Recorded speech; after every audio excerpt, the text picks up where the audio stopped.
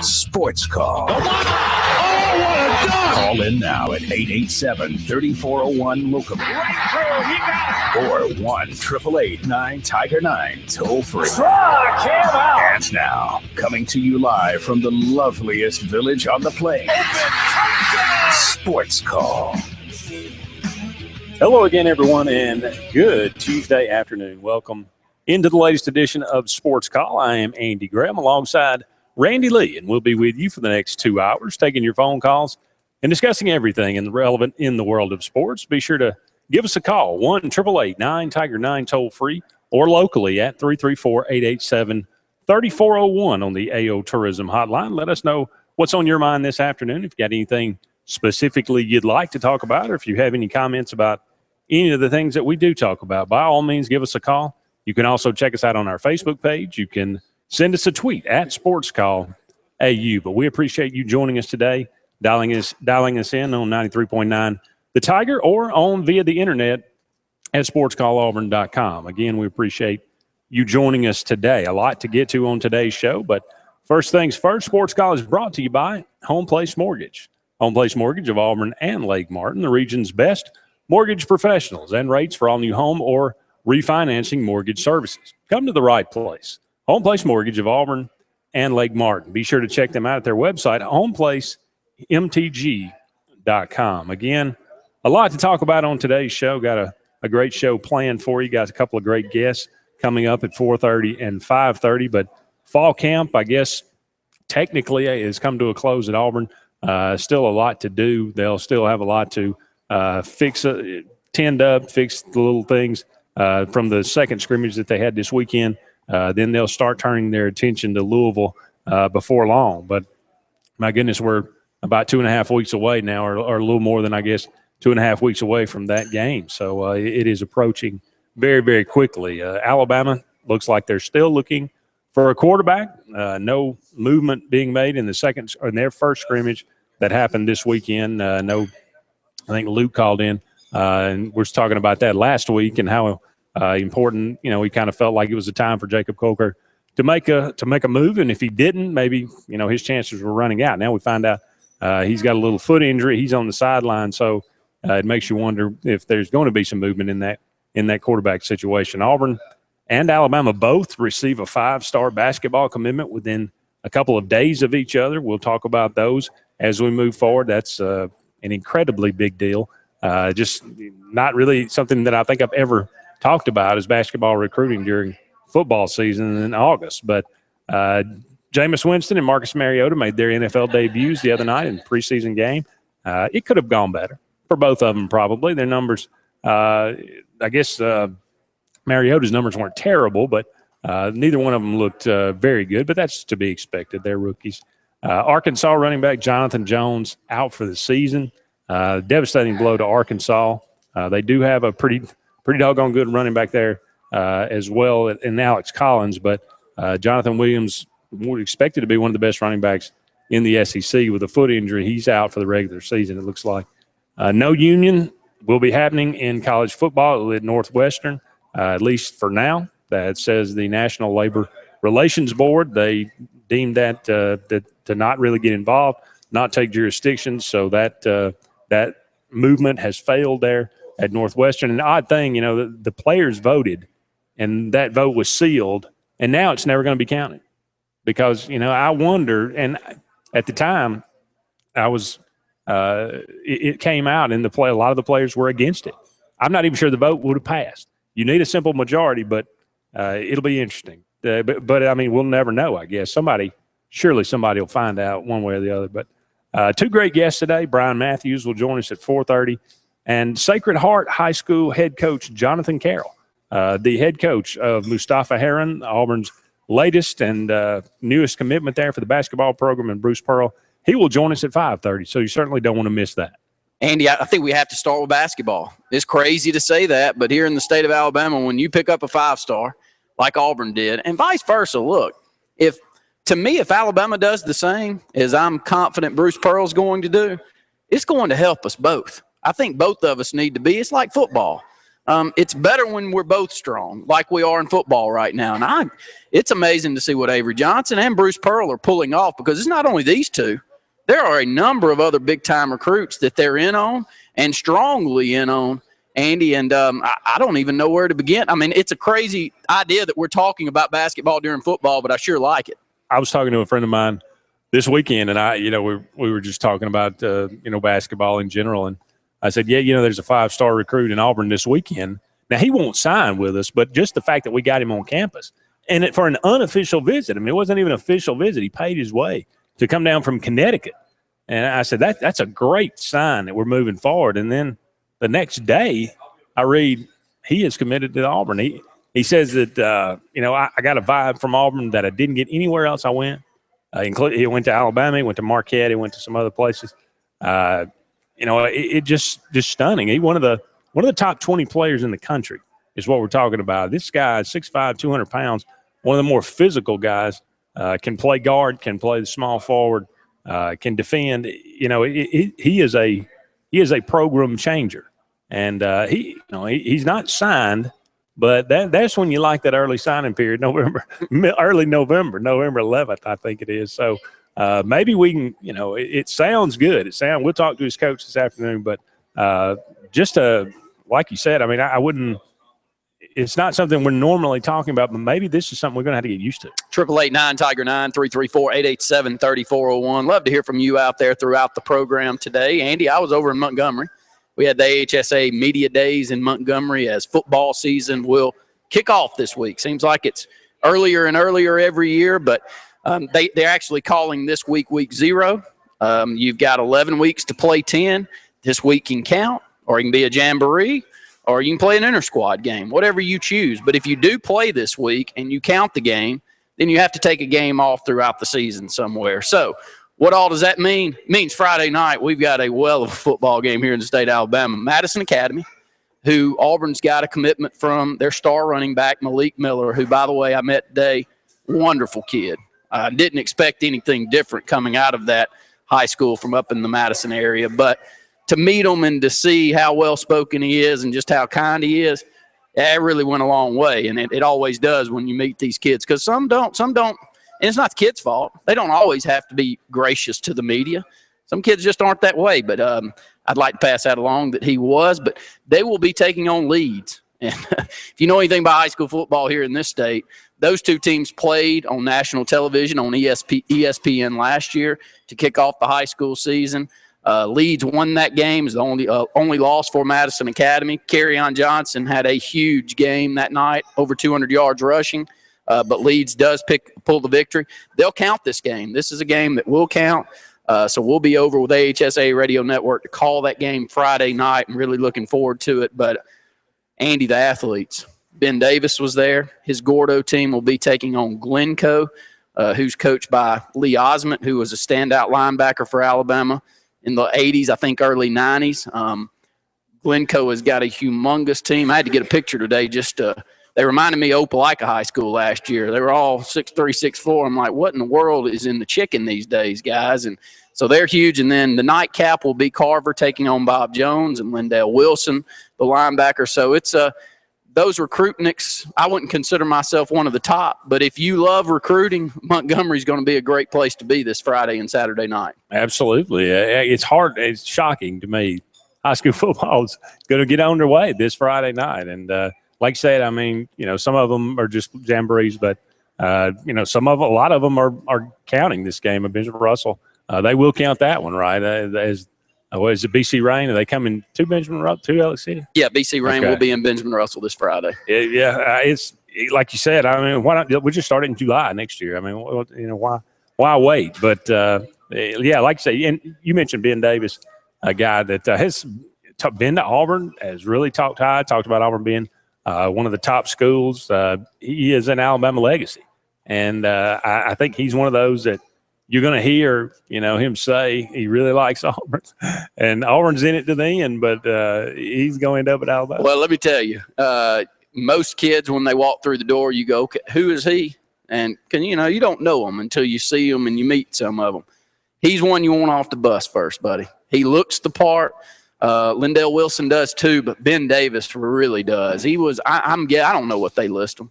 All I can do is go by what I saw. And I would say 6'3", 225, 230 leading into his senior year, and just natural size too, Andy. One of those linebackers that I think you could put another 15, 20 pounds on. He could weigh upwards of 245 like we see Chris Frost and Casanova McKenzie playing. He could easily fit into that frame. And so whoever ends up with Ben Davis is going to get a gem. Well, we'll kind of circle back around to the Auburn Tigers here. They're, again, wrapping up fall camp over the weekend with a scrimmage, although they'll still technically be, doing basically fall camp stuff before Gus Malzahn said it's a little too early to start focusing heavily on Louisville, although I saw it reported today that Louisville over the weekend had a scrimmage of 175 plays. So obviously they are putting everything they have, and they are certainly preparing for Auburn very diligently, and you would expect nothing less. Bobby Petrino is a guy that certainly sweats the details, and Louisville will be well prepared for that Auburn game. But one of the positions that I think is a little surprising right now, most people thought that Javon Robinson was going to come in, number one junior college player, and kind of set the world on fire, and it really hasn't happened so far. That doesn't mean he's had a bad preseason, but I think he had a very good scrimmage. I think he got the most carries, and certainly that was by design. But from all indications, Rock Thomas and Peyton Barber are kind of 1 and 1A right now. And I know, we have some Peyton Barber fans that have been looking for him and saying, where has he been? And when is he going to get his chance? It looks like this is the year he's going to get that chance. And Rock Thomas, people were drooling about him, coming out of high school there in Oxford. And, will he be able to realize and become the talent and the force that everybody thought he could have, his all potential. But who do you think gets the most carries this year for the Auburn Tigers when it's all said and done?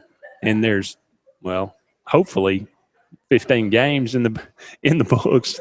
Who's going to have the most carries overall? That's our question of the day, running back. Who do you think ends up winning that position? Or who would you like to see win that position? Because from what we hear, they're different styles. You've got the burst. Doesn't mean he's not tough. And that doesn't mean he can't run between the tackles, because Rock, I believe, can do that. But you've got that open field, spinning, move making. Anyone you talk to goes directly back to, you got to see the moves on this guy. And we've been hearing that since he was a freshman in high school. So this guy's name has been on the tip of our tongue, and we were lucky to get him a couple of years ago. Does he come out and does he play the way that we hope that he will? I'm hoping that, Andy, and we're bringing it up before the program. We're like, who does he remind you of? Who is his running style for Auburn that really turned into something special? I brought up one. I'll let you bring up the one that you brought up, but I brought up Brent Fullwood. Fullwood could return kicks. He was, 195, 200-pounder. Great spin moves, world-class speed, but just big-time moves. Ran extremely hard between the tackles also, but you knew that he looked like he was the fastest guy on the field when he was out there. He did, absolutely. And Kenny Irons was a guy that that came to my mind as a guy that had a lot of moves, but was also a guy that was really tough. I mean, you think about it, that LSU game there in Baton Rouge when I think he had over 150 yards rushing, and he just kind of, you saw his toughness that night breaking tackles. But yet when he got in the open field, I mean, he had great speed. He had great moves. He could find the hole and knew when to accelerate and when to juke and jive. And, that's the thing. Rock, people talk about that spin move. That's, what he's been kind of known for.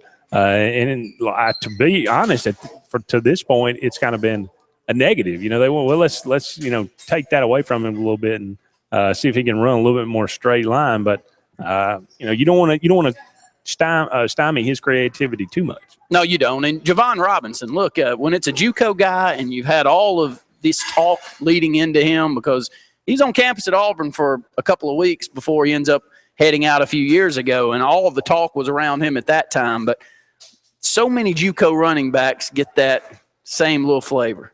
And one that pops in my mind that we hope that we would end up with, we read the message boards and we talked about nonstop, was Enrique Davis. This guy's name was on the tip of our tongue for years.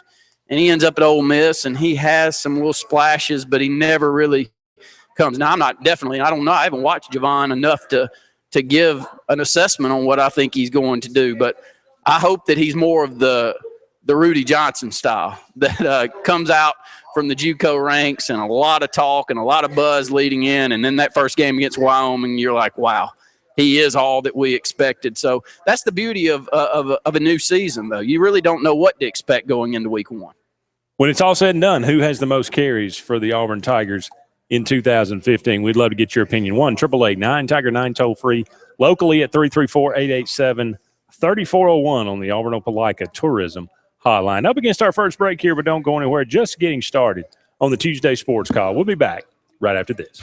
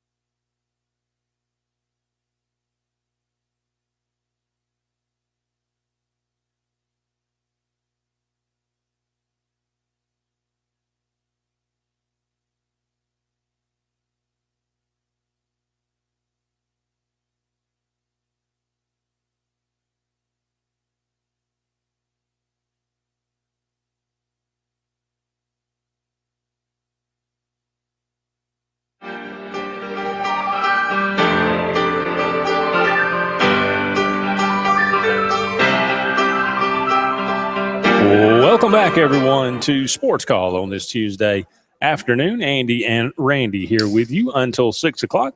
Taking your phone calls at 1-888-9-TIGER-9 toll-free or locally at 334-887-3401 on the AO Tourism Hotline. Sports Call today brought to you by Lee Marketing Group.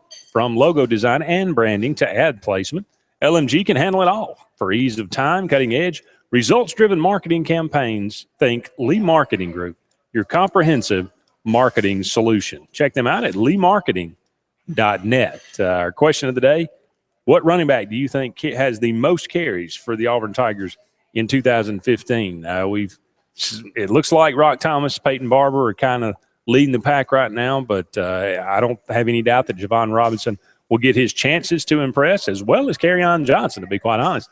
I think he's going to end up playing quite a bit this year because he's so versatile.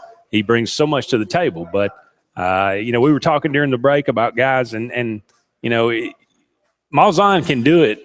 And really, I guess this speaks for a quarterback as well.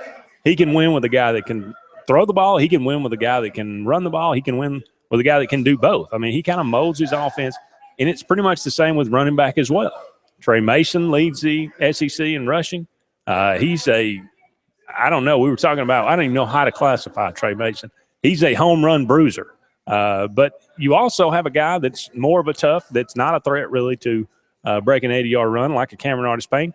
He leads the SEC in rushing. So, it's all a matter of preference, but I think Auburn's got that this year. It's just in on three different bodies. I'll bring up 2 points that you made that I agree with both of them. When it comes to running back, and I think that Coach Malzahn's mentioned this in the offseason, when it's 3rd and 2 and you turn around, you hand it to a guy, and Trey Mason just seems like every time you hand it to him, he squirms through and finds a way to get 3 yards when it's 2 that he needs.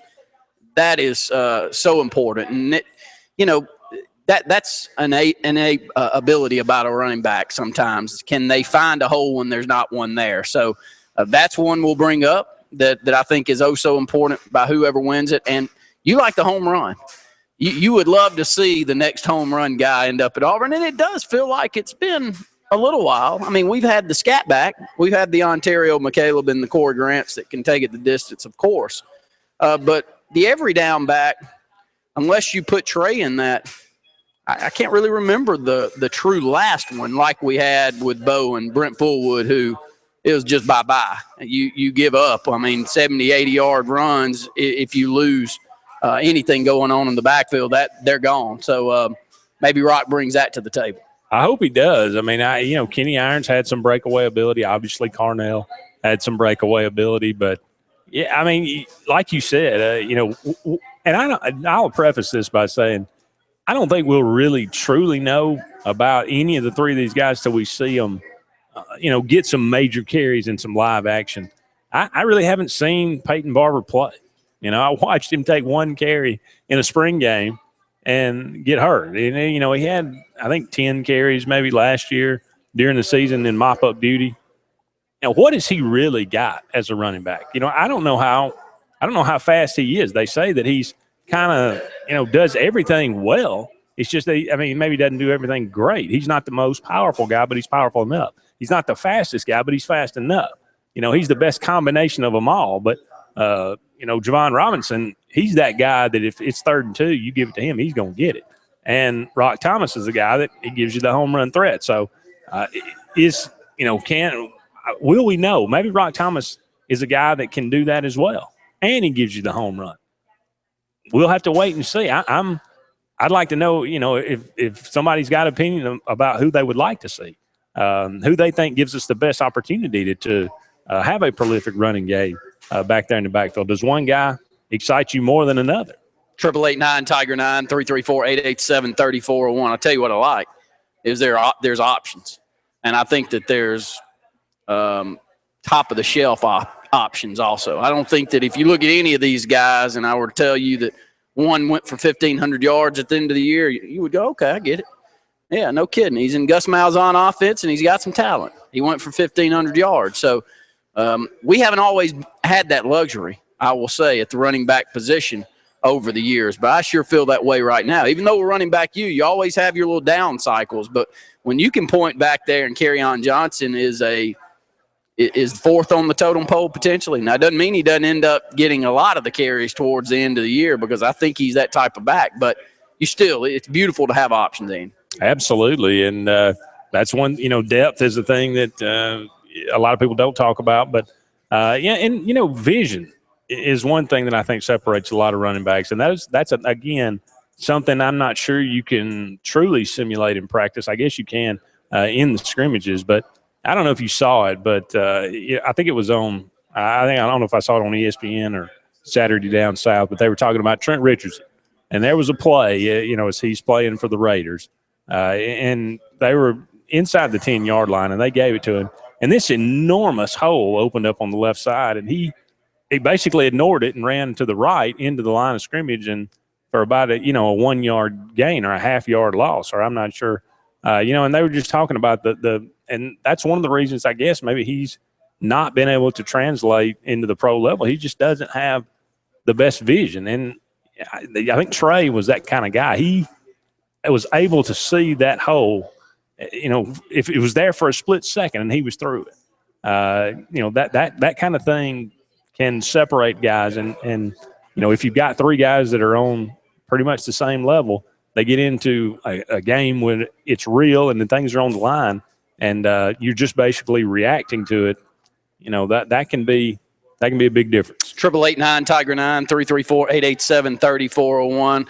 Got Brian Matthews coming up next. Got plenty to talk about there, Andy. And as you look down through there, again, we mentioned in the first segment, but it's worth mentioning again. 5-star recruit picked up by Auburn basketball, Mustafa Heron. In the second half, the second hour of the program today, we'll catch up with his coach. Yeah, Jonathan Carroll up there in Waterbury, Connecticut.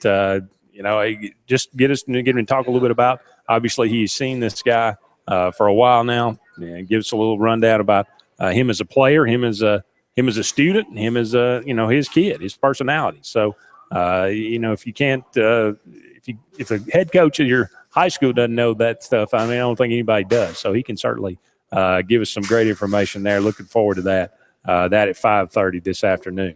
Up against the break here, but don't go anywhere. Hopefully, when we come back, we'll connect with Brian Matthews from AuburnSports.com. Don't go anywhere. More Sports Call presented by Lee Marketing Group on the way right after this.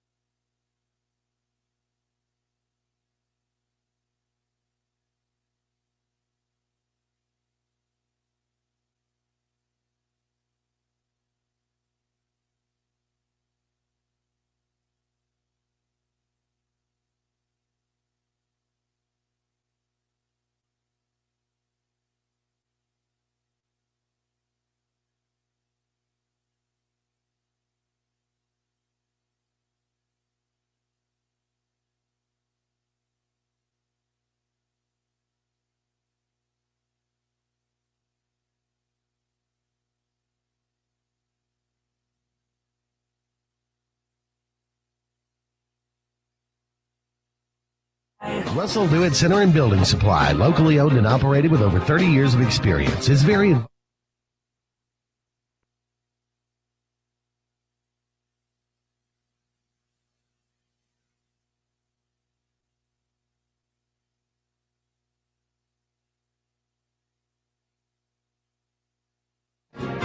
What value would you gain working with Lee Marketing Group? With 4 divisions under one umbrella, Sign Source, Lee Apparel, R&B Media, and LMG Baker Advertising Agency, Lee Marketing Group offers a comprehensive approach. From logo design and branding to ad placement and everything in between, LMG can handle it all. For ease of time, cutting edge, results-driven marketing campaigns, think LMG. Lee Marketing Group, your comprehensive marketing solution. Purchasing a home can sometimes be overwhelming. Instead, it should be an exciting time for you and your family. Hi, I'm Angela Van Houten with Century 21 Lake Area Realty. I want to help you find the home or property that perfectly fits your needs. With over 15 years of experience in real estate, I am proud to serve the Lake Martin and surrounding areas. Call or text me today, 256-596-0566, or find me on the web at angelavanhouten.com and let me help you find the home you've always dreamed of. Tell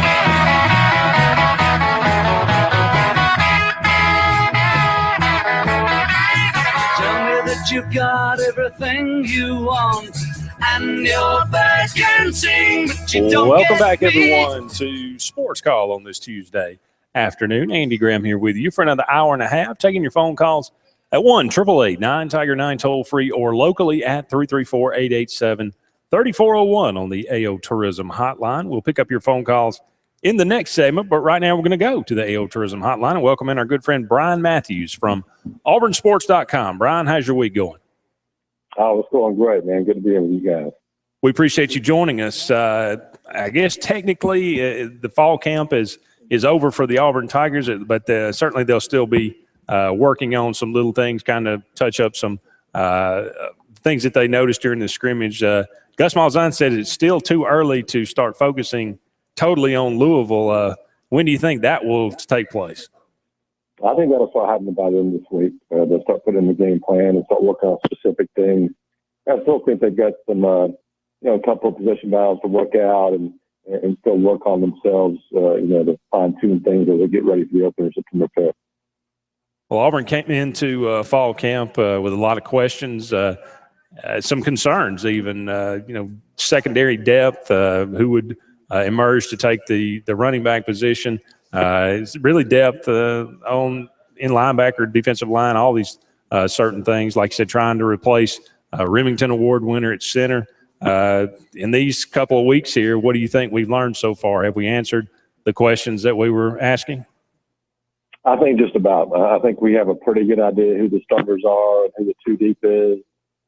And it's just a matter of figuring out a couple of things at left guard and figuring out exactly who the top 3 or 4 wide receivers are, or the top 5 there. So there's a few more battles to work out, but I think most of the issues have been solved. You mentioned defensive back, and I think they're really, really pleased with Blake Callis and what he's done so far during fall camp. And you can figure him in as probably the starter at cornerback, but he's also smart enough and capable enough to play the nickel or even play safety if needed. So that versatility is going to be great for this team, and they're really pleased with those 3 freshman cornerbacks they signed.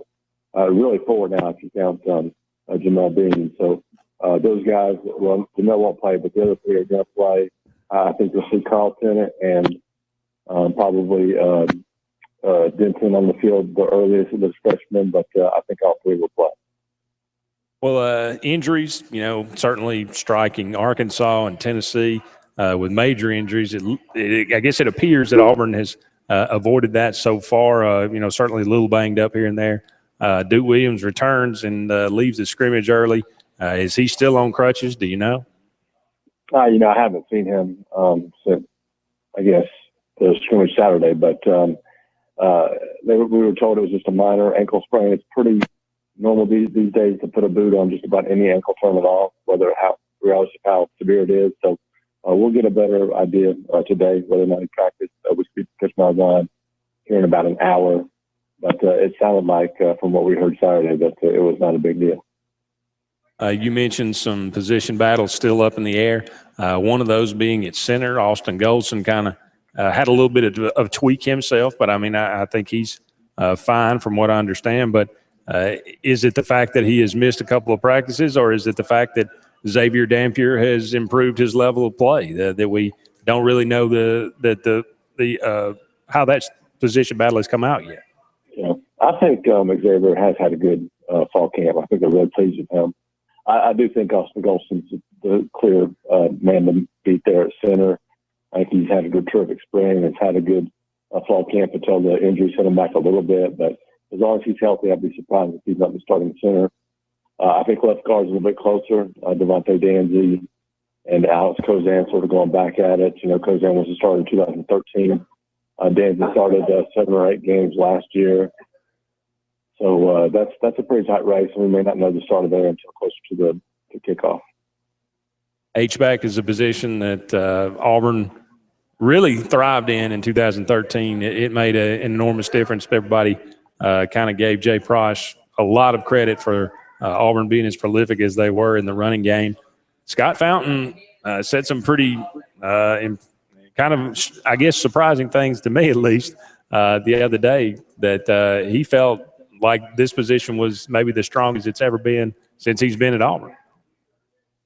Yeah, they're really high on the H-back position. I think running back strong, and I think Jordan Harris has come on as a true freshman tight end, is going to play, and these guys sort of had pegged, to be a definitive redshirt, but he's put on a lot of weight.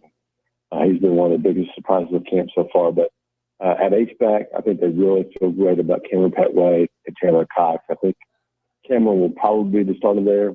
He's been around a little bit longer, knows the offense better, and Coach Fountain said he's got a little bit more pop when it comes to blocking at the point of attack. But I think we'll see both those guys out there. And at points this season, you'll see their versatility, because they can both run the ball and they can both catch the ball in the backfield. Yeah, I guess that kind of what he's alluding to. They, while Jay Prosh was a bulldozer, that these guys provide more versatility in the fact that Cameron Petway was a true running back coming out of high school, and Chandler Cox actually was a quarterback, I think, coming out of high school. So both those guys, very athletic, good hands, provide maybe, I guess, a different element from that H-back position. They really do, and I think that's why Coach Fountain and that staff is really excited about what they bring to the table. And we know Gus can use players in a lot of different ways, and I'm sure he's really making his chops about the different things he can do with these two H-backs. When you look at the defensive line, can you kind of project a depth chart there? I mean, we know, I think pretty much from what everybody has said, Carl Lawson is pretty much wrapped up that bug position. But, there's been some battles, I guess, for those defensive tackle and that strong side defensive end. But who do you think are going to be the guys that are providing the most depth on the defensive line? Well, I think your starters on the defensive line are Devontae Lambert at the defensive end, and then Travis Adams and Dontavius Russell at defensive tackle. I feel really good about those 3 guys. I think Carl Lawson will be your starter, of course, at linebacker, and it's going to be a difference maker for this defense. And I think depth-wise, I think Gardner and Coach Thompson are starting to feel a lot better about some of the guys that are filling out that depth chart on the defensive line. I think they like what Devereaux Lawrence and Maurice Swain and Byron Coward, of course, is playing defensive end there. And Andrew Williams moved inside to defensive tackle. Jamel President, is going to provide depth at the defensive end. He started and played a lot last year. So it's good to have an experienced guy like that back there in the rotation. And then at linebacker, I think they're pretty excited about Rashad Kenyon and his improvement since last year, and him filling in as a good backup for Carl Lawson. And a true freshman, I think we're going to see a lot of as the season goes on. Jeffrey Holland. He can play the butt position. He can play Sam linebacker, and he has a lot of athleticism. He can also rush the passer really well.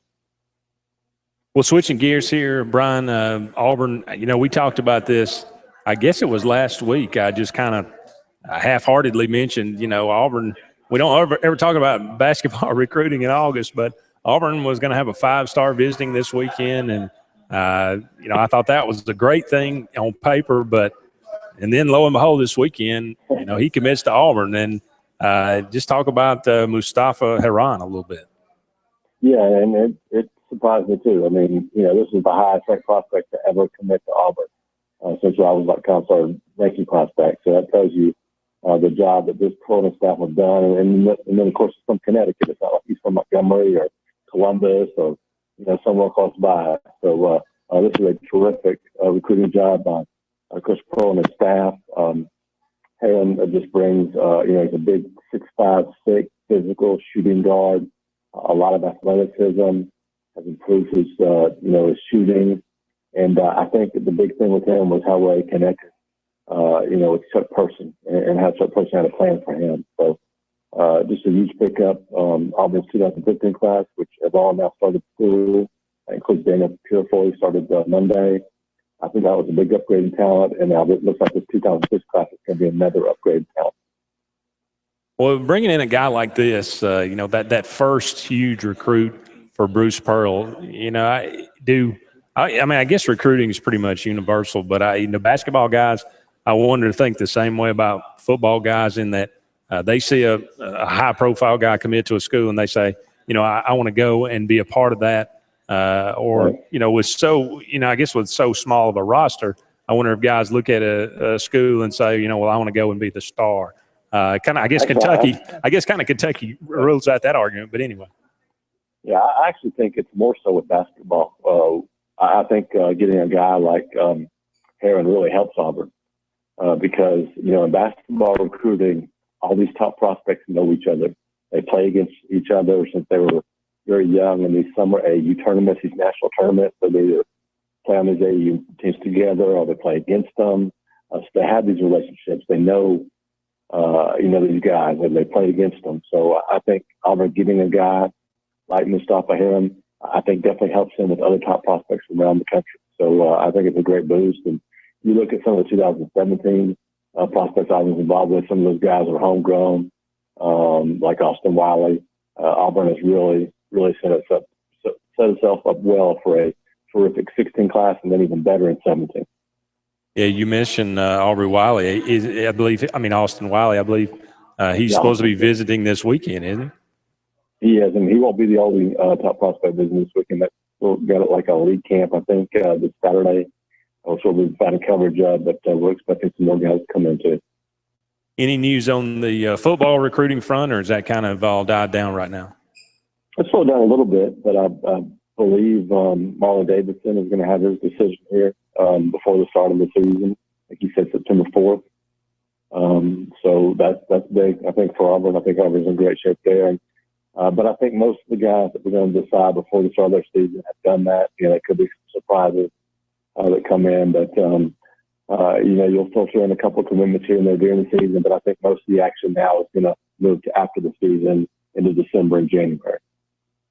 Well, Brian, we certainly appreciate you joining us today. Just kind of let us know what to expect from auburnsports.com this week.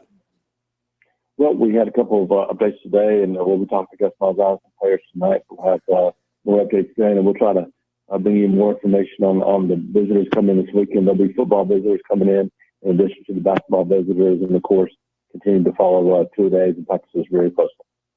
Be sure to check out auburnsports.com and follow Brian on Twitter as well. Great follow there. Brian, we appreciate you joining us today. Thanks so much. Thank you very much. Absolutely. Don't go anywhere. More Sportscall presented by Home Place Mortgage. We'll return right after this.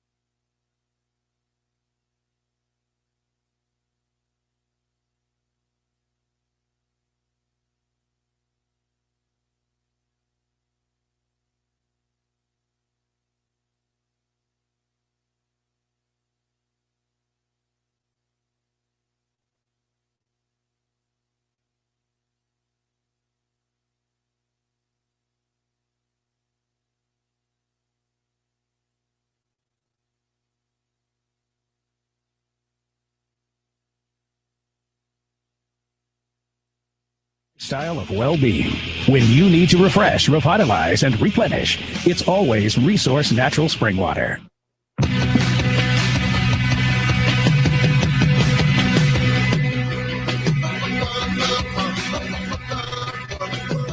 Hello again, everyone, and welcome back to the Tuesday edition of Sports Call. Andy and Randy here with you until 6 o'clock, taking your phone calls at 1-888-9-TIGER-9 toll-free or locally at 334-887-3401 on the AO Tourism Hotline. We appreciate you joining us today. Just caught up with Brian Matthews from AuburnSports.com, talking a little bit about the Auburn Tigers, the upcoming season, of course. Auburn turning their focus away from fall camp to the Louisville Cardinals, not totally focusing on them yet, but like I said, Louisville having 175 play scrimmage this weekend. They're obviously I think maybe this kind of one of those deals where this is their season almost. I mean, they are looking at this game and thinking, I think Bobby Petrino's like 10-0 in opening games. Of course, they haven't ever played anybody worth anything very much, so. But Auburn better be prepared to play because certainly Louisville will. Talked a lot about the running backs there in the first hour. I'd love to know who you think will get the most carries for the Auburn Tigers this year in 2015. Brock Thomas and Peyton Barber look like they're on top right now. Javon Robinson I think he had a good scrimmage on Saturday. It'll be interesting to see, as he gets more and more comfortable with the playbook, if he'll emerge midseason. And, injuries, they're going to play a factor. That's why it's always nice to have 3 guys back there, 4 guys if you include Kerryon Johnson. Yeah, I totally agree with you, Andy. And you go to Jonathan Williams at Arkansas. I mean, what a monster difference that makes heading into the season. I'm sitting up here, and I've been the optimist when it comes to talking Arkansas because I did feel like they were kind of turning the corner a bit. And I've been an optimist on Texas A&M too, but the reason I was is because that two-headed monster back there in the backfield that's coming up on their 3rd year together, and the entire offensive line's massive, and it's built in year what is this, Billman? Is this his 3rd year? Yeah. It's 3rd year. It was all coming together at the right time for him to go down. Just terrible news. It is. You never like to see injuries like this happen to yourself or certainly to opponents either, but Jonathan Williams, he predicted to be one of the better running backs in the SEC. Of course, Alex Collins, he's going to get a lot more carries this year. You would assume they've certainly recruited some more guys. You don't ever hear about them because those 2 guys get all the press. But behind that offensive line, wouldn't be surprised to see another guy emerge there in Arkansas and do a pretty good job this year. But, we talk about it all the time, but injuries is just those things that you can never plan for. I mean, they're going to happen, but you never really expect them to happen. And how many teams are one injury away from being devastated? I mean, what if Jeremy Johnson went down? I mean, would you feel? I know the coaches say, Sean White has made a lot of progress. He knows the playbook. He's very accurate. But how would that change your optimistic look for Auburn in 2015? I think that's the beauty of Auburn right now and some of the top-tier teams in the country. And I'm definitely considering Auburn one of those that year in and year out has the potential of playing for a national title. And the reason I think that they do is that Nick Marshall goes, you plug Jeremy Johnson in, may be different, may be better. Trey Mason goes, you plug Cameron Artis-Payne in, leads the conference in rushing. So when you're recruiting like these teams are at the top, Auburn, Alabama, then you kind of get a built-in expectation that this is going to continue to be this way no matter who we plug into that position as long as the system holds up. And that's the reason there's so much optimism around Auburn right now is you're taking this offensive system that Malzahn has proven is a juggernaut and mixing it in with a system with Muschamp that has proven on the opposite side of the football to be a juggernaut for how many years now? Has he had a top 10 defense for – did I see a crazy stat? 9 out of 10 years or – something like that. 9 out of 10 years he's had a top 10 defense. I mean, think about that to go along with Malzahn. Now, that's the reason I think, and you brought up Louisville, such an intriguing game to start the season off because you've got that offensive mind in Coach Petrino that's been so successful doing different things, throwing the football around that we've seen and also running the ball to match up against the first game for Muschamp back with a very talented Auburn defense. I think we'll all agree that's a talented Auburn defense. So is it timing for Louisville, or does Auburn turn the corner quicker than some expect? Well, we'll find out. You know, they were talking about depth in the secondary. Jonathan Jones, an all-SEC pick this year. Blake Countess comes in. He's gotten a lot of praise from everybody. If those two guys are starting, Trey Matthews, so much pub about him as he comes in. You got Rudy Ford back there as the starter. You're going to find out something pretty quick against Louisville because they're going to throw the ball. They're going to probably throw it 70-30, 65-45. I mean, he's going to be pretty balanced, but, they're going to throw the ball, and they're going to try to, that's going to be, I think, the majority of what they do. So Auburn will find out very quickly, like you say. Muschamp coming back. Everybody thinks that that's going to be a difference maker this year. It's not going to happen overnight, but you would like to think that we're going to see a noticeable difference. 888-9-TIGER-9, 334-887-3401. Great guest, second hour of the program. Can't thank Brian Matthews, Jason Caldwell enough throughout the week for joining us. But as the season moves in, and when you get big news like we've got today for the Auburn basketball program, we got a good guest coming up in hour two. Absolutely. Head coach of Mustafa Heron up there in Connecticut will join us at 5:30. The Fox Sports Report's coming up next. Randy and I'll be back with hour number 2 of Sports Call right after this.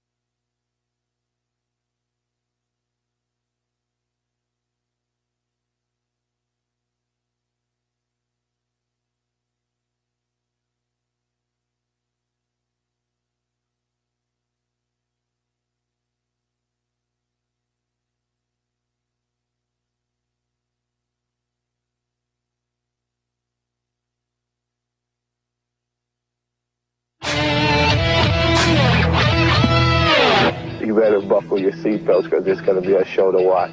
From Tiger Communications. Jackson, touchdown! For 20 years, East Alabama's sports talk leader. Swing and drive, go to right! Sportscall. Oh, what a dunk! Call in now at 887-3401 local. Right through, he got it! Or 1-888-9-TIGER-9 toll free. Struck him out! And now, coming to you live from the loveliest village on the plains. Sports Call. Welcome back, everyone, to Sports Call on this Tuesday afternoon. Andy Graham and Randy Lee here with you for one more hour, taking your phone calls at 1-888-9-TIGER-9 toll free or locally at 334-887-3401 on the AO Tourism Hotline. We appreciate you joining us for hour number 2 of today's show. Love to hear from you. Give us a call and let us know what's on your mind this afternoon. Again, we talked a lot about the Auburn Tigers in fall camp, the running back situation. We'll throw out another question of the day, see if we can't pique your interest in that one. Maybe we'll get some phone calls on that. But start off the second hour. Just want to mention, first of all, we're going to have Sacred Heart High School head coach Jonathan Carroll with us. That's the head coach of Mustafa Heron up there in Waterbury, Connecticut, with us at 5:30. You certainly don't want to miss that. Highest recruit ever for the Auburn Tigers. Huge deal for the program.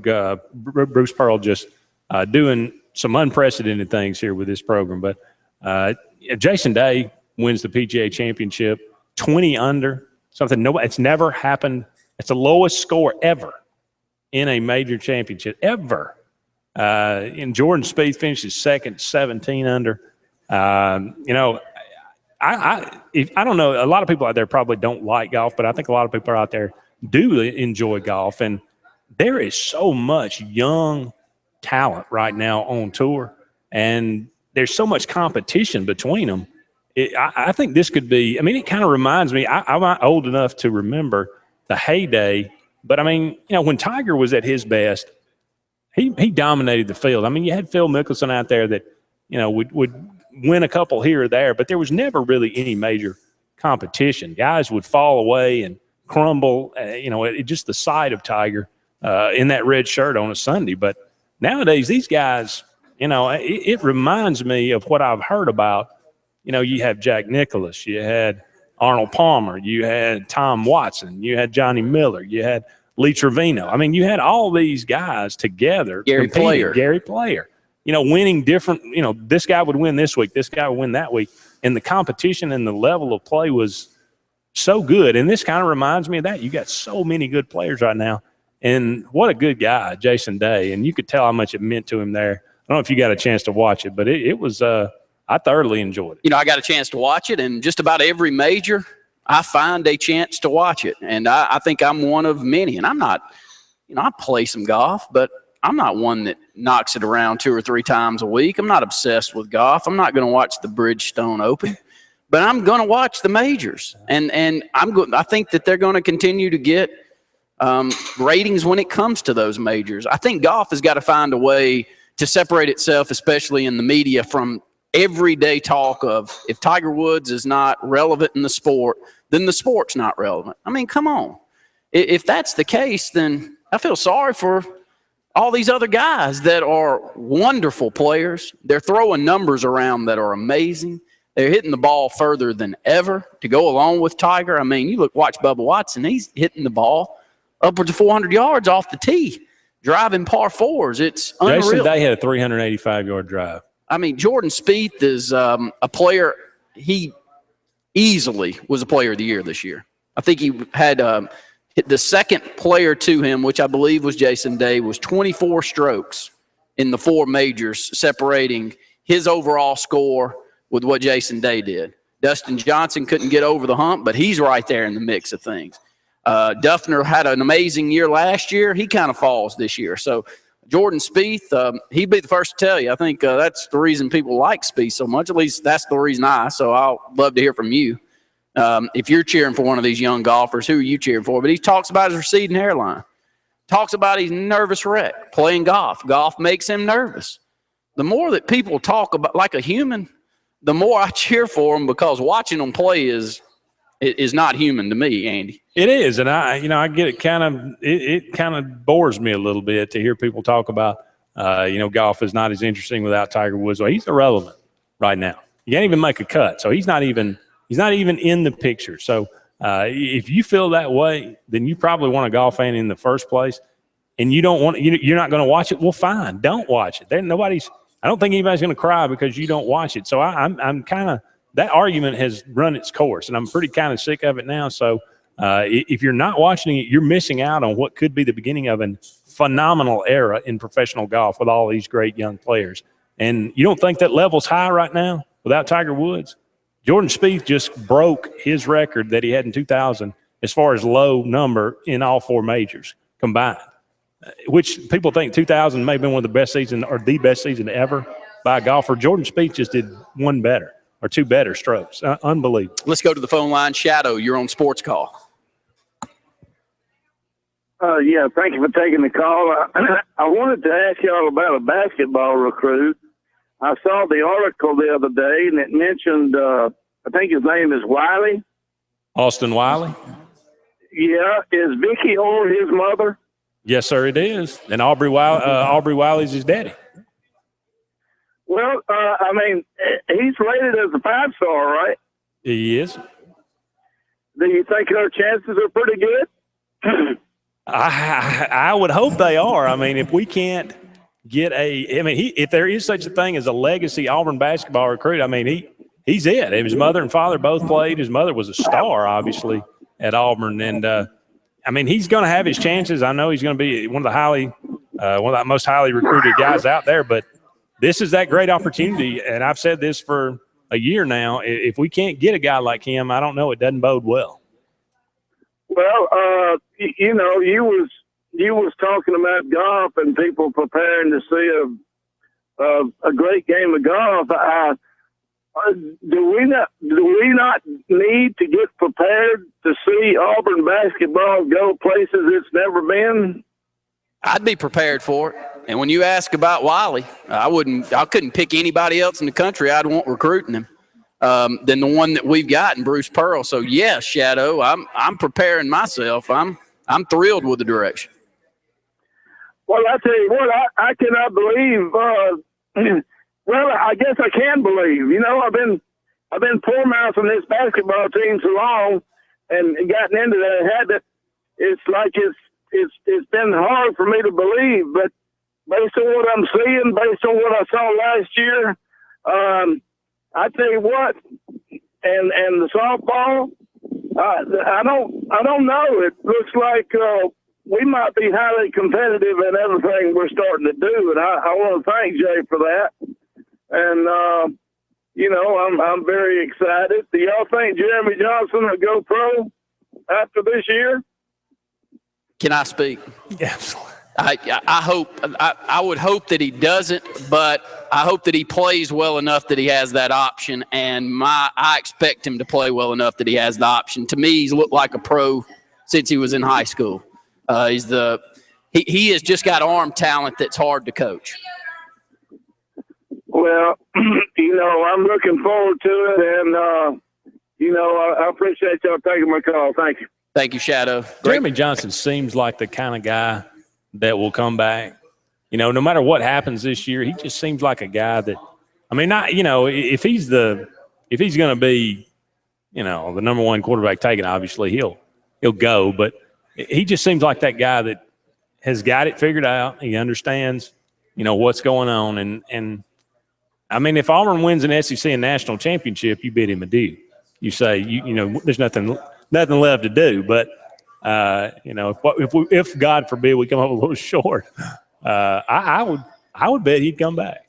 I'd love to see him back, Andy, but I just don't think there's much. I don't think there's much missing there. Yeah, and he's 6'5", he's 230, handles himself well. He has for 2 years.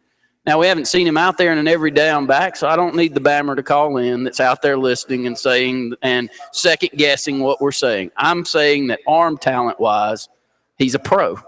And the way he has handled himself so far at Auburn points to me that he's a pro. So I'm glad we got a pro at quarterback for us this year, and let's just take advantage of having him rather than looking forward in the future worrying about whether he's going to be back next year, Andy. Yeah. Well, and let's clarify here. I think a lot of people I hear people talk about this all the time, and I think they're confused. Tangibles are height, weight, 40 time, arm strength, those kind of things. Intangibles are the things you can't measure. The it factor is what they call it. He's got tangibles. He's got intangibles. He's got the coaching. He's got the supporting cast. Like you said, it's there. He is set up to succeed. And if he doesn't, I'll be certainly the first one to say that my confidence was misplaced. But as I said in my column today, that'll appear on Wednesday, I don't foresee Crow in my future. 888-9-TIGER-9, 334-887-3401. Question that we had there in the first hour, and roll it over into the second segment here of the second hour and take your phone calls. Who do you expect to see getting the majority of the carries at the running back position? Will it be somebody different to start the season than later in the season? And main question is, who would you like to see? What style of running back would you like to see? You like to see Rock back there? You want to see a game breaker? Andy does. He said it in the first hour. Do you want to see a bruiser? Or do you want a mix of both? Beautiful world with Trey Mason back there in the backfield, and it's 3rd and 2, and there's no question in mine or yours or anybody else's mind, he's going to find a way to get those 2 yards. That's a perfect world there, Andy. It is at that, and that's when you rush for ungodly amounts of yardage like Auburn did in 2013. Up against the break here, but don't go anywhere. When we come back, we'll continue this discussion. We'll take your phone calls. 1-888-9-TIGER-9 toll-free, locally at 334-887-3401. More Sportscall presented by Lee Marketing Group is on the way.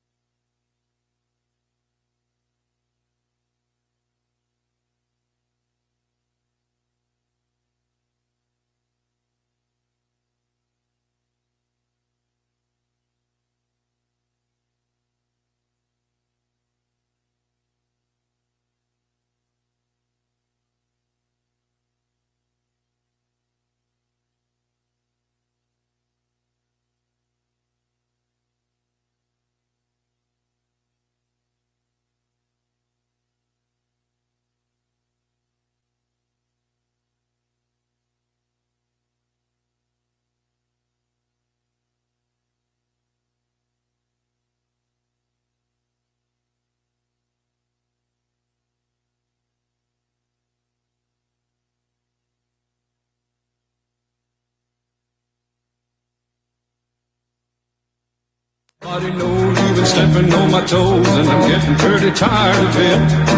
and welcome back to Sports Call on this Tuesday afternoon. Andy and Randy here with you for about 40 more minutes, taking your phone calls at 1-888-9-TIGER-9 toll-free or locally at 334-887-3401 on the AO Tourism Hotline. We were discussing during the break and talking about NFL quarterbacks.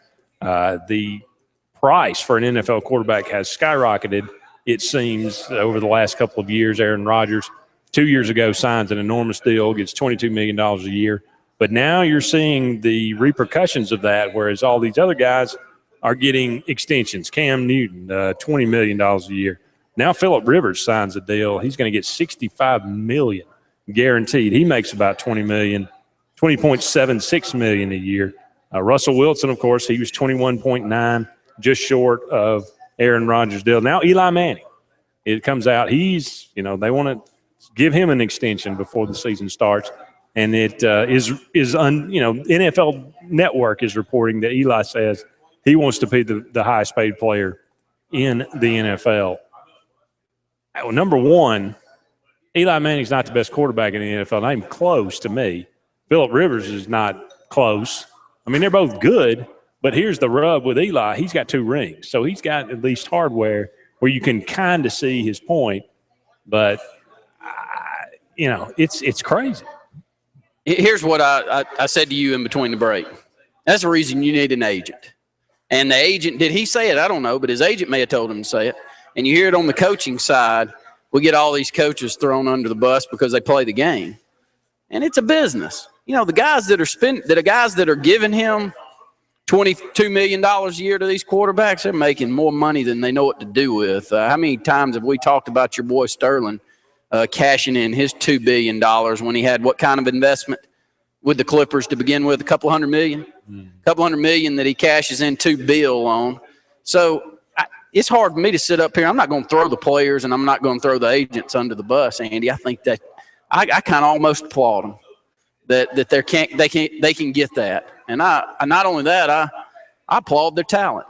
It's the reason that we all watch. We don't watch because we want to see Jerry talk and him put this big up. I mean, the reason we watch, we want to see these great players out there. So my question to you is, Andy, where is the cap on this sucker?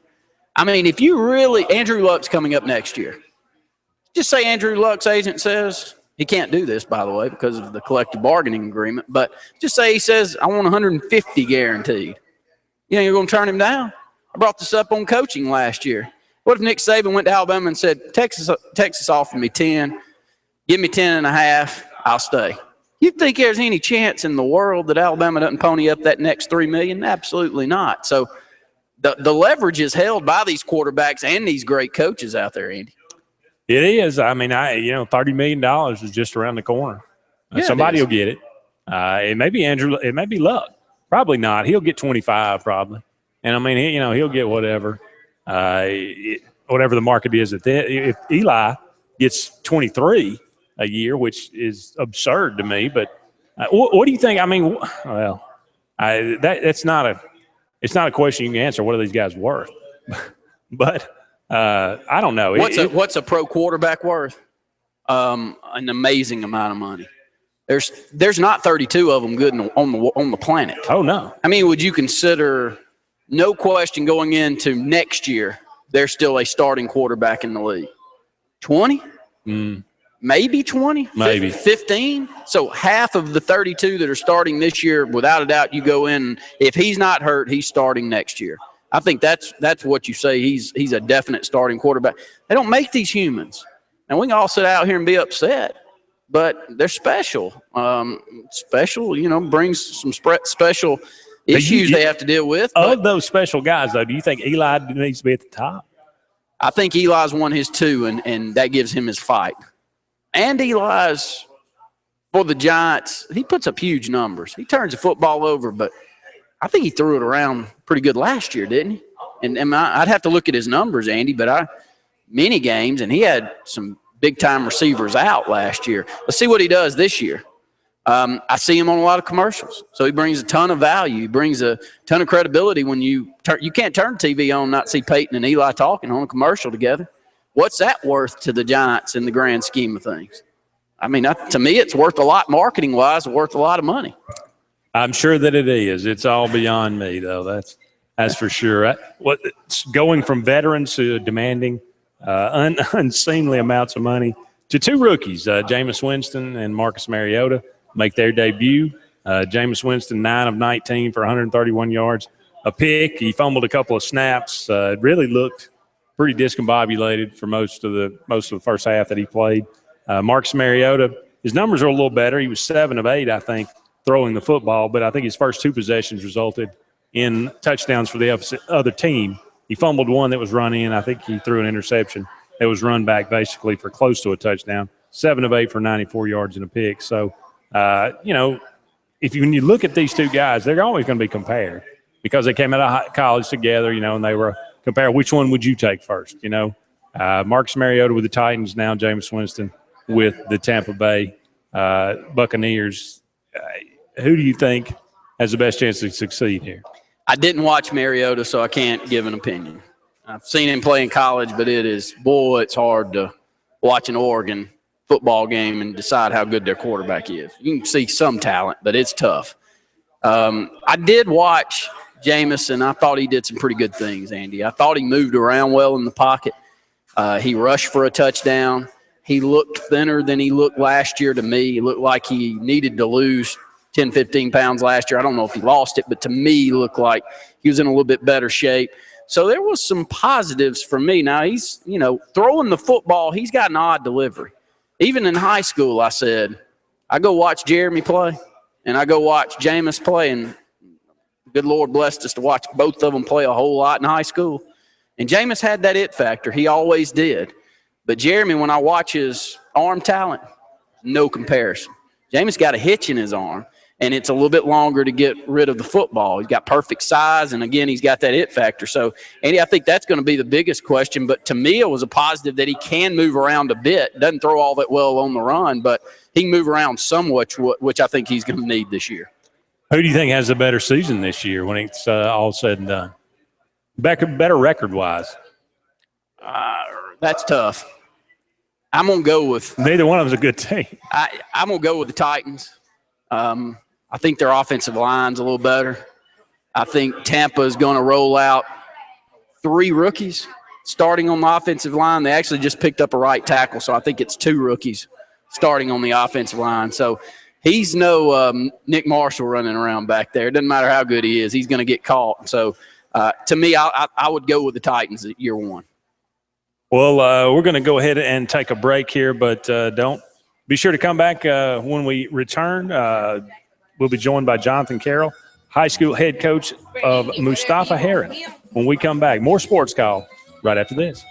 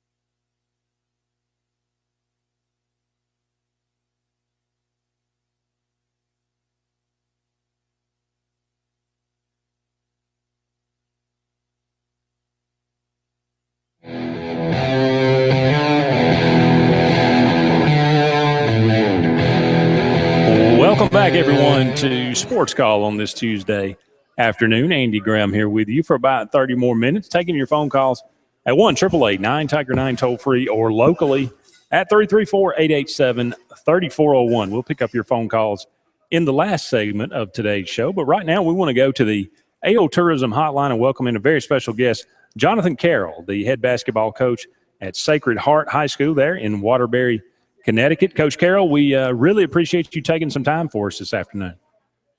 Hey, thanks for calling. Absolutely. If you don't mind, would you mind giving us a little bit of your background? Tell us a little bit about yourself. So this will be upcoming year number 11 as the head coach at Sacred Heart. I also serve there as the director of athletics and teach some algebra too.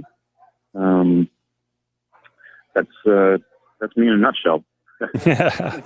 Well, certainly the reason we wanted to talk to you today, Mustafa Heron, one of your players, recently committed to Auburn over the weekend. I wonder if you would mind talking about him a little bit. Let's just talk about him as the player first. What have you seen from him? Talk a little bit about his skill set.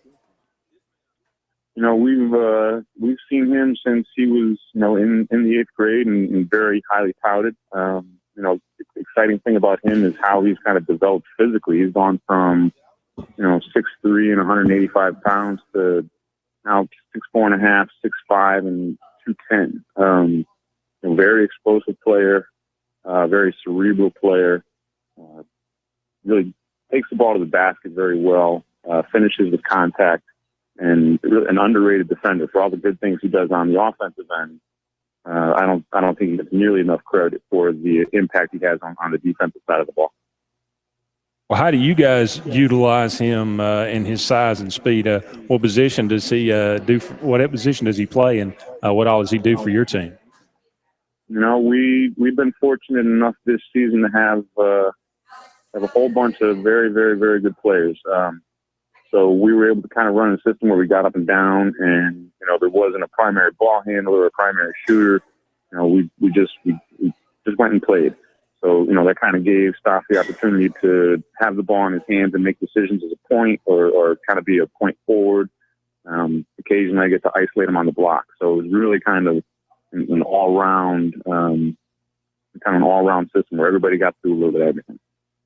How do you see him projecting to the next level at Auburn? What do you see him, his future at on the college level? Well, I think that, historically the knock on his game, if there's been a chink in the armor, so to speak, has been the consistency on his jump shot. But I think if there's a mentor for him that's going to help him fix that, it's Coach Person. So I kind of see him as a 2-3 kind of guy. Can play the one and handle. He's a good passer. The floor very well. So he's an impact guard. Well, let's talk about a little bit about Mustafa as the person. What kind of kid he is? What kind of personality does he have? He's a very genuine kid. I can give you several instances where we'd be coming off the court, into the locker room and back out where we'd be holding the bus for the kids because he's signing autographs 40 and 50 kids deep. And he doesn't miss a kid, and he's very gracious and very patient. And, it really shows a ton of maturity for, a 17, 18-year-old kid. Really, you get blue chip athletes and you hear horror stories about, a chip on the shoulder or this kind of ego that occurs. And there is nothing like that involved with this young man at all. He's just a class act. What about in the classroom as well? Certainly, he made mention of the fact that he wants to get his degree. It seems like his studies, his classroom time will be very important to him. No, he takes his studies very seriously. His family's always been about getting the job done in the classroom as well as on the court. It sounds like communications is very interesting to him, and I know the SEC network's down there, and he's excited about maybe, using those avenues, as his professional opportunities, come about. Well, obviously Connecticut is a little ways away. He decided to make an unofficial visit to Auburn, paid his own way down there. What led him to consider Auburn as a possible destination? I think geographically, Mississippi State was involved, Alabama was involved, Auburn. I think the SEC itself was a draw. Obviously the big name being Kentucky, but it's a really a high level of basketball, and the way that the SEC is recruited basketball wise is it's very reminiscent of how they've done it in football for years. So I'm excited to see it. I think it's going to be just a great brand of basketball for the next few years. Well, have you spoken with him? Obviously, he had a very impactful weekend in Auburn. What was it? I know he said that he didn't have any plans to commit, but what was it that really changed his mind? I think a lot of it was feel. Coach Pearl had called me on Sunday and said he was just as surprised as anybody, but was very grateful for the opportunity to be in line to coach the kid. And sometimes if it feels right, you know it. So I think that's a credit to Coach Pearl and his staff for making him feel welcome and kind of outlining the plan as to how they want to use him and how they're going to help him develop not only academically but athletically.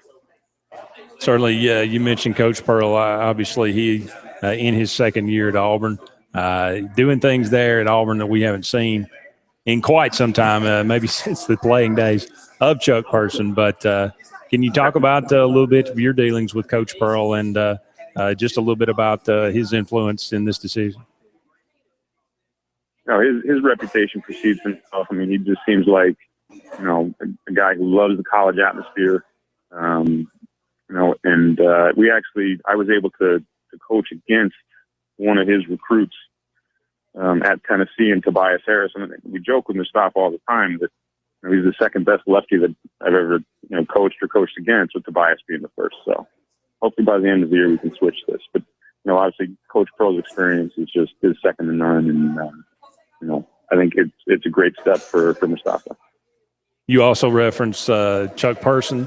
Of course, he had a tremendous Auburn career. He had a tremendous NBA career as well. Do kids now, do they know who he is? Do they understand what an incredible player he was?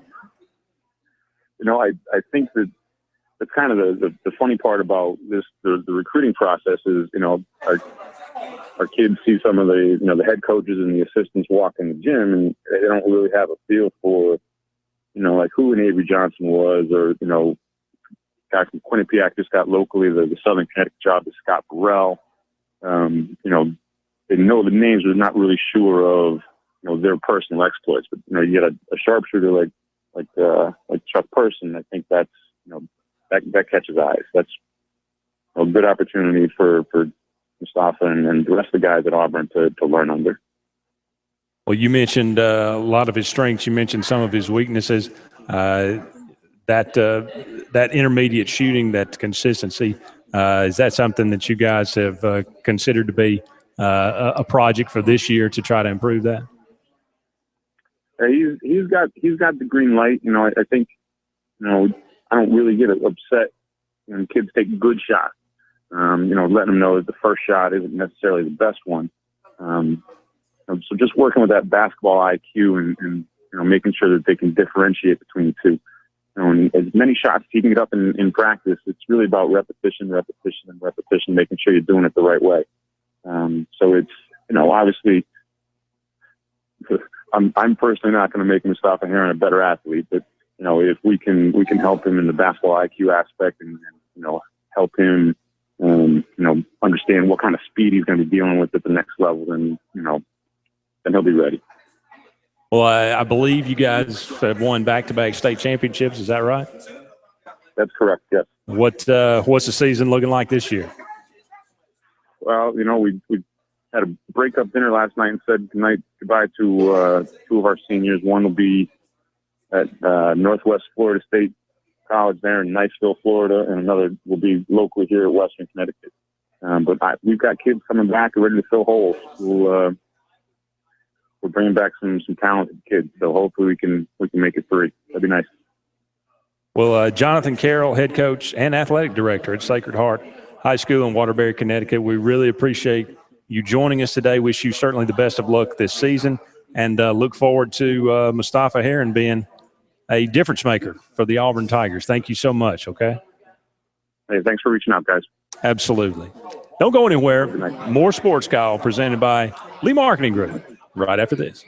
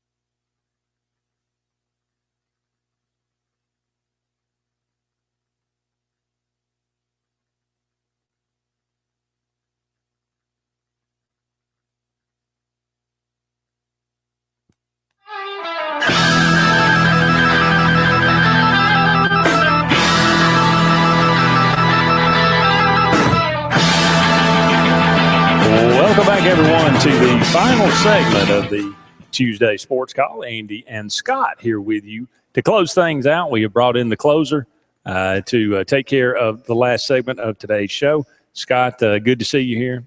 Good. Welcome to the show. Yeah, I was getting to be a little rusty up here. It's been a couple weeks since I've seen you, Andy, but glad to try to close out the rest of the show. I appreciate you joining us.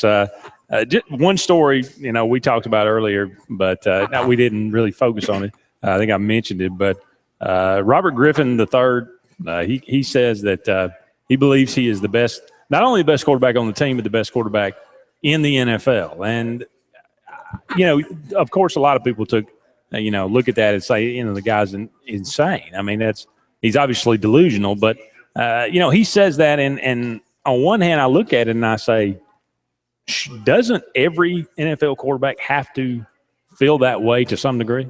Yeah, I mean, that was my whole thing with the story. I thought that it was the perfect thing to say that if you actually read the whole context of the interview and how that flowed with the interview, he had some really nice things to say, and you could tell a little maturation process has started to happen with him. He comes into the league hyped as the next best thing and has a pretty good rookie season, gets hurt, but he does take his team to the playoffs. Second season, terrible. Third season, terrible. And so now I think he's just trying to recuperate and get things the way he would like them. But, again, I'm with you, Andy. If you're the starting quarterback for an NFL team or any competitive sport for that nature or for that matter, wouldn't you want that person saying I'm the best, or at least that they think they are? Because I think quarterback demands the most confidence of any position of any sport. So I think that that's what they would like to see and at least take some claim of the position. But I think it more so had to do with RG3 saying it. Now, if Andrew Luck comes out and says that, or Aaron Rodgers comes out and says that, now granted they are considered two of the top five, but it's believable with them. I guess that was more of it. It was less believable with RG3, but that doesn't mean he didn't have the right to say it, because you would want him to at least believe that he has the ability to be the best quarterback in the league. That's the question. It's delusional just based on what he's done. I mean, he had a great first season, but obviously he got hurt and he had a knee problem, then he got benched, and then it's just been – of course, the Washington Redskins are kind of pretty dysfunctional anyway, but, is it healthy to have a delusion like that? And, again, like you say, I think it was in the context of he said, look, I understand, by me saying that the results the last 2 years don't back it up, but, it's more about confidence than it is actual reality. But, saying it, I think it just creates more – it just creates more people look at it and say, hey, who does he think he is? What is he talking about? When you say something like that, and you, with the last 2 years being the results, it just, I don't know, I guess it makes it look foolish. Well, I think part of it, a lot of people have griped and had complaints about his lack of focus when it comes to football, and maybe football may not be the highest priority for him. So he steps back and he comes back with a new energy, a new motivation, and he says, it's not so much about me speaking on the team side of it, it's not so much being about better than this person or this person, but more so I think that I need to for us to be competitive, I need to have the belief that I'm the best quarterback playing in the NFL. And so I don't really have a problem with that. Now, whether or not, I mean, obviously he's not, but I mean, the numbers suggest that, the wins suggest that, but I don't know. I just don't have a problem with him saying it. And again, it mostly goes back to his inability to kind of reach across the aisle and be able to be as likable as he was when he first came into the league. He kind of turned a lot of people the wrong way, especially when things started to turn sour for him. So I think that if he can regroup and just focus on playing football and winning football games, in that division, it's going to be tough anyway. Cowboys, Eagles, Giants. Any chance the Redskins have a good year? Negative. I think they could go 7-9 would be a tremendous year for them, I think. 7-9 would be good. The Alabama sorority video that has gone viral, they have taken it down. I know you have seen the video. Don't deny it. I have seen it as well. But is it really that big a deal? I mean, did it really set women back 30 years? I kind of liked it, to be honest with you. It made me want to join a sorority. I mean, it had high clickability, I will say that. But I don't think that it was necessarily in all honesty, I didn't see anything wrong with it. I mean, the complaints were they were too pretty or they were too blonde. But the last time I checked, a sorority is a private thing. So if you want to include anybody you want to or don't, then that's your decision. But for me to say that I don't like the video because they're too pretty, I mean, what does that even mean? Like, so, I mean, I don't know. They said that fed into a lot of stereotypes of what sorority girls are, just dancing around and stuff. I mean, if you look and research and some of the philanthropy things that they do, obviously they do have a good time, but they do a lot of other things too. They incorporate the university as well as the community. But Get a life. It just shows you when it was rush week, so I do understand, or rush is getting ready to happen for Alabama, so I do understand that. But who cares? It just means we're closer to football, which means we need some football-related stories. Yeah, I mean, and it was Alabama. That had a lot to do with it, too. I think that probably – if you look at any recruiting video across the country, I'm sure that they all look the same, but because University of Alabama over the last year or so has been in the news and then spotlight so much for their recruiting or their rush practices and recruitment of sorority girls, then I think that put them in a different light than others. But at the end of the day, I really don't care. No, I don't either. But yeah, you did. Of course you did. You watched the video. Everybody has seen the video by now. But just kind of rounding things out here, the NLRB says no to Northwestern, no unionization in college football. Kind of a surprising decision. It seemed like everything had gone against the NCAA, although the NCAA technically not the plaintiff here. It was actually Northwestern. But, it says, that they kind of leave it open in that this is kind of they say decision is narrowly focused to apply only to the players here. It does not preclude reconsideration of the issue in the future.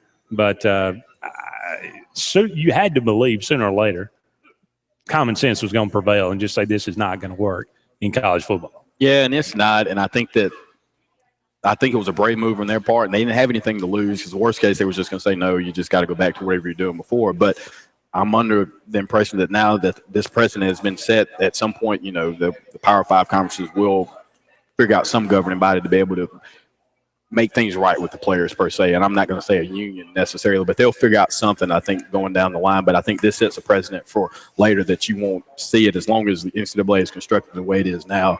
I don't see any university or anything have an opportunity to, I guess, unionize. Yeah. Well, you're about to get stipends, I think, here in August.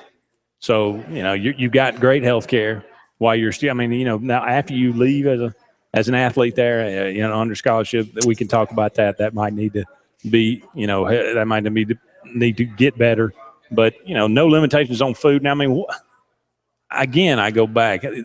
People act like these are, persecuted people. I'm like, are you kidding me?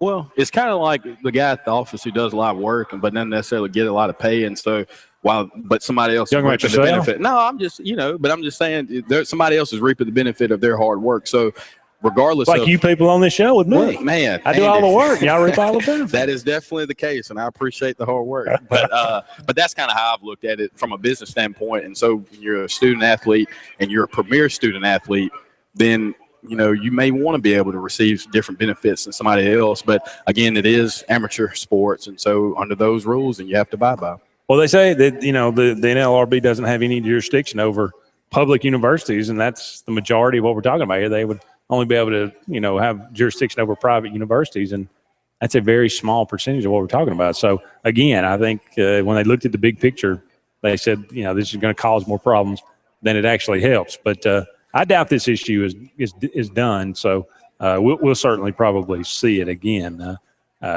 Anything else on the agenda today? I did see. Was that the question today? Who would I like to see win? Yeah, who would you like to see running back race? Javon Robinson is who I'd like to see. I think he's the most complete back of the three, and from maybe around LSU or later, I think he'll be the person to start. That'll be interesting to see. We'll keep an eye on that. Thank you for joining us today. Sports Call back on the air tomorrow at 4 o'clock. For Randy Lee and Scott Hardy, I'm Andy Graham. So long for now, everybody. We'll talk again soon.